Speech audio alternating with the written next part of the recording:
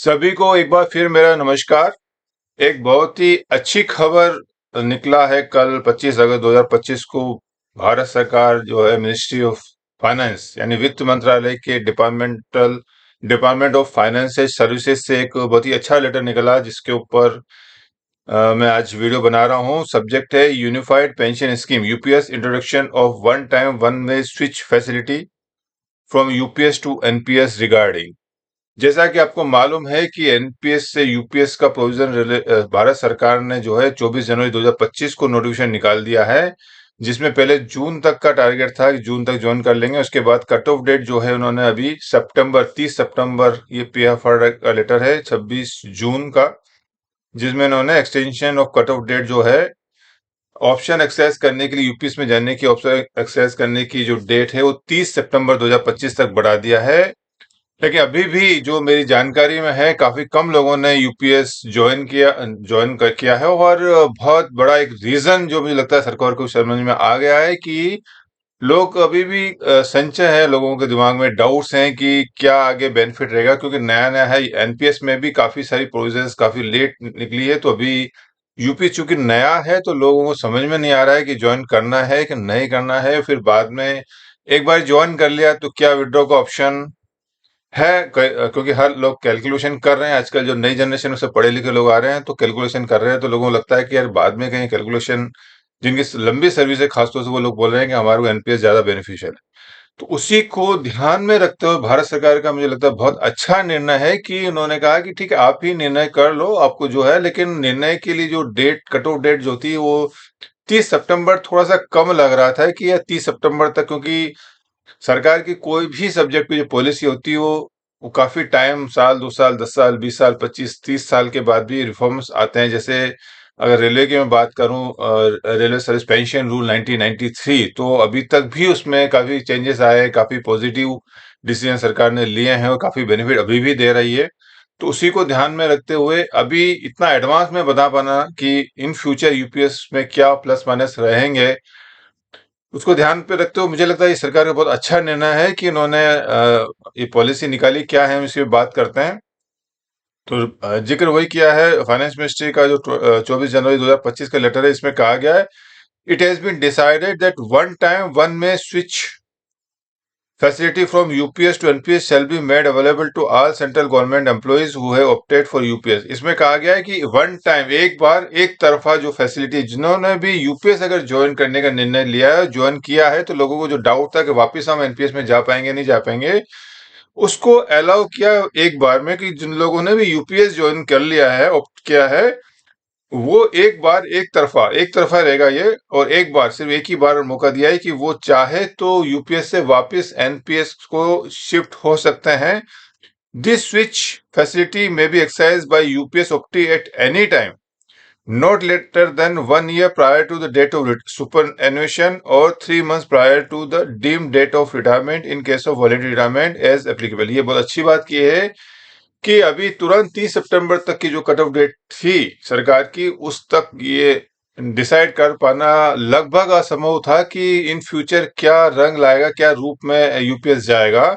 अब सरकार ने ये एम्प्लॉय के ऊपर ही डाल दिया है कि आप निर्णय कीजिए कि यूपीएस कितना सही है, गलत है, जो भी है।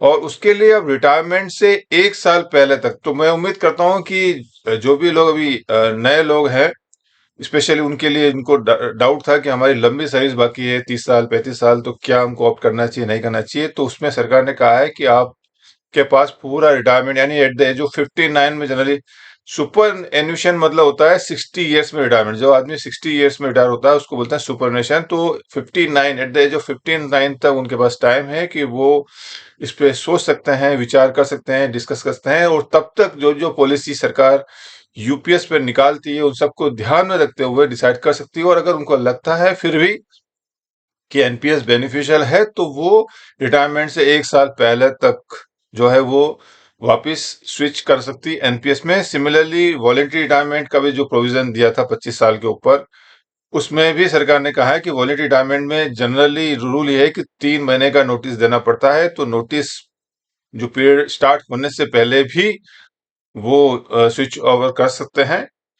इसके अलावा इन्होंने कहा कि similar provision will be made for resignation and cases of rule 56J। तो कोई कर्मचारी रेजिग्नेशन देता है और 56J होता है प्री मैच्योर रिटायरमेंट, जो एक प्रोविजन है हमारा कि पब्लिक इंटरेस्ट में किसी भी कर्मचारी को 3 महीने का नोटिस देके प्री मैच्योर रिटायर कर सकते हैं। तो 56J है, उसमें मामले में भी माइनर मॉडिफिकेशन के साथ सरकार को लगेगा तो उसके लिए भी नियम बनाएगी।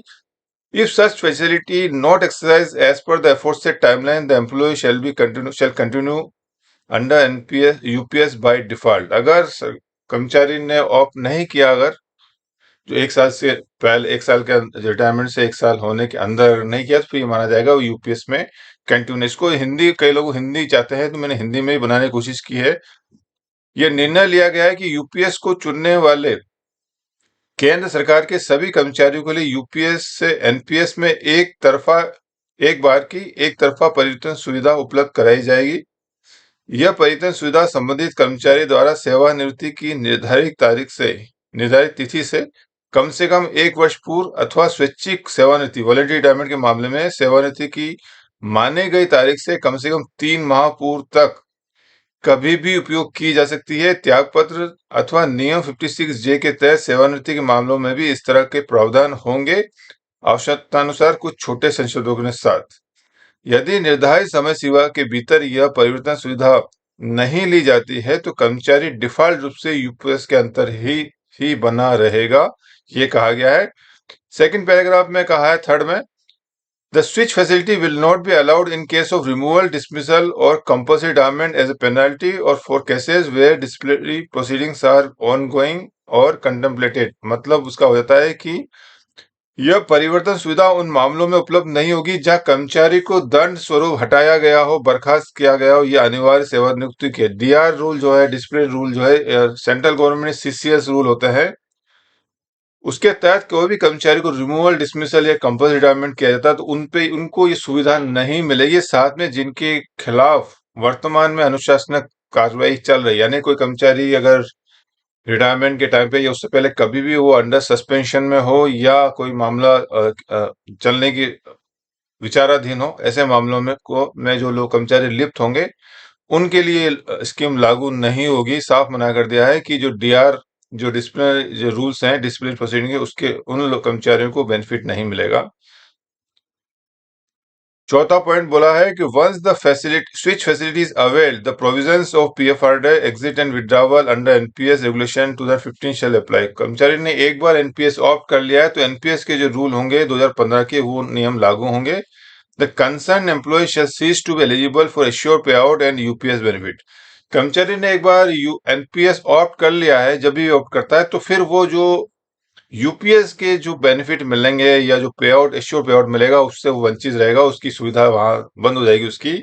The government different contribution 4% at default investment pattern will be worked out and shall be credited to the individuals NPS corpus at the time of exit. अगर कोई कर्मचारी जो सरकार का जो कंट्रीब्यूशन है, इसको मैं हिंदी में जरा बता देता हूँ। एक बार परिवर्तन सुविधा, यह तो हो गया है, एक बार परिवर्तन सुविधा लेने के पश्चात संबंधित कर्मचारी पर पीएफआरडे के नियम लागू होंगे 2015 के। ऐसे कर्मचारी को यूपीएस के अंतर्गत प्रदत्त सुनिश्चित पेंशन लाभ प्राप्त करने का अधिकार नहीं रहेगा। सरकार द्वारा यूपीएस के अंतर्गत दिया गया अतिरिक्त योगदान,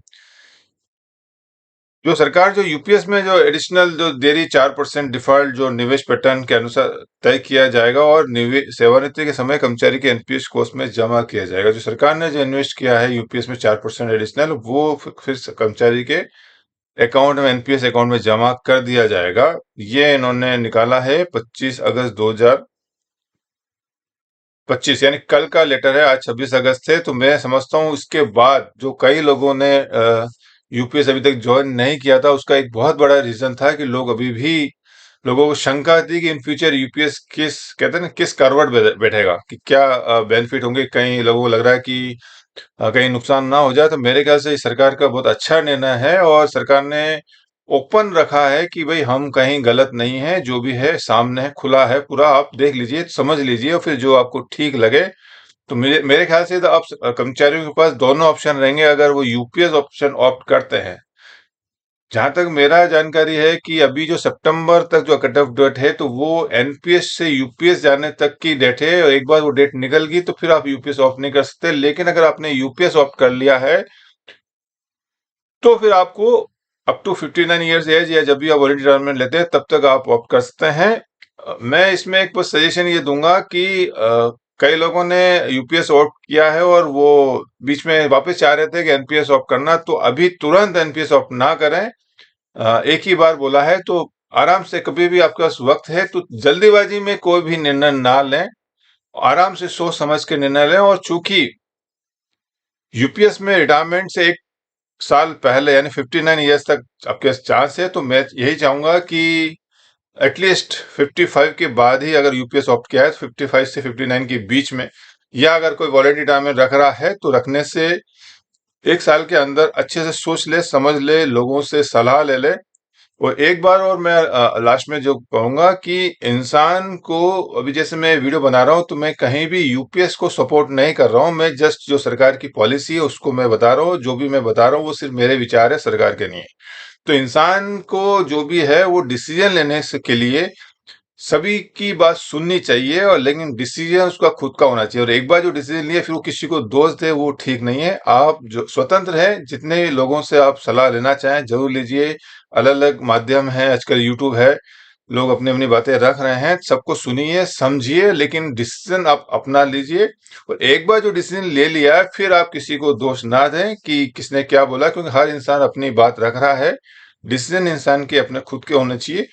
दूसरा, लाइफ जो होती है उसमें मेरा ये पर्सनल एक्सपीरियंस है कि जो भी आपकी लाइफ में प्लस माइनस होता है, अच्छा बुरा होता है, उसका 80% जो रीजन होता है वो आपने जिस टाइम पे जो डिसीजन लिया है उसी से ही लाइफ जो है। मेरा मानना है कि 10-20% तो हम कहते हैं विधि का विधान, लक जो है वो उस पे जाता है, लेकिन 80% से लेकर 90% जो लाइफ होती है वो इंसान के टाइम टू टाइम लिए गए डिसीजंस, और फिर उस डिसीजन के ऊपर कितना वो एफर्ट्स करता है। यानी कि फॉर एग्जांपल हमको कोई गोल डिसाइड किया और हमने कहा कि हाँ भाई डिसीजन तो ले लिया, मुझे गोल फिक्स कर लिया, फिर हम बस डिसीजन तो ले लिया, हम कुछ केवल एफर्ट्स नहीं कर रहे हैं, तो भी मतलब नहीं। तो आपको ना सिर्फ डिसीजन लेना है और फिर उसके ऊपर प्लानिंग बना के, स्ट्रेटेजी बना के उस पर काम भी करना है। तो इस प्रकार अगर आपने सही टाइम पे सही डिसीजन लिया है तो लाइफ में आप सक्सेसफुल हमेशा रहेंगे, होंगे, 100% होंगे। तो जरूरत है सही टाइम पे सही डिसीजन का। तो जैसे सरकार ने इसमें बोला है कि आपके पास 59 ईयर्स तक का टाइम है, तो सही डिसीजन ले और सही टाइम पे ले। इसी के साथ मैं अपना वीडियो समाप्त करता हूँ। वीडियो देखने के लिए बहुत बहुत धन्यवाद, थैंक यू। वीडियोस अगर मेरे अच्छे लग रहे हैं तो सब्सक्राइब करना ना भूले, साथ ही शेयर और लाइक भी करते रहें। इस वीडियो के अलावा भी मैंने यूपीएस के ऊपर काफी सारे वीडियो हैं जिनका मैं लिंक नीचे डिस्क्रिप्शन में डाल दूंगा, जो देखना चाहें वो देख सकते हैं। वीडियो देखने के लिए एक बार फिर धन्यवाद, बहुत बहुत धन्यवाद, थैंक यू।